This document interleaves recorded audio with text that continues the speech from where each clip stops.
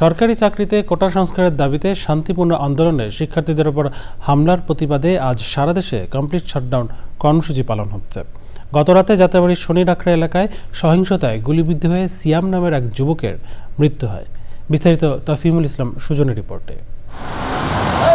শিক্ষার্থীদের উপর হামলার প্রতিবাদ ও কোটা সংস্কারের এক দফা দাবিতে সারা দেশে আজ কমপ্লিট শাটডাউন কর্মসূচি পালন করছে আন্দোলনকারীরা। এতে সকালে রাজধানীর বিভিন্ন সড়কে যানবাহন স্বাভাবিকের চেয়ে কম।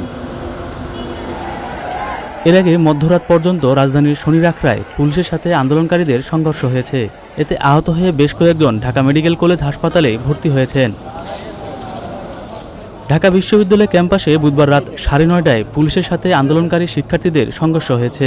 এ সময় পুলিশ টিয়ার সেল নিক্ষেপ করে শিক্ষার্থীদের ছত্রভঙ্গ করে। মধ্যরাতে ঢাকা বিশ্ববিদ্যালয়ের বিভিন্ন পয়েন্ট নিয়ন্ত্রণে নেয় পুলিশ।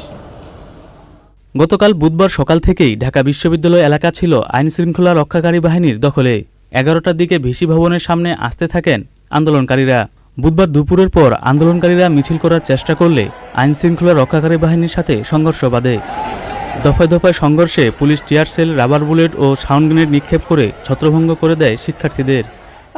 এদিকে কোটা সংস্কার আন্দোলন নিয়ে জাতির উদ্দেশ্যে ভাষণে প্রধানমন্ত্রী শেখ হাসিনা বলেন, আইনি প্রক্রিয়ার মাধ্যমে সমস্যার সমাধানের সুযোগ রয়েছে। সর্বোচ্চ আদালতের রায় আসা পর্যন্ত ধৈর্য ধরে অপেক্ষা করার জন্য সকলকে অনুরোধ জানান প্রধানমন্ত্রী। তাফহিমুল ইসলাম সুজন, চ্যানেল আই, ঢাকা।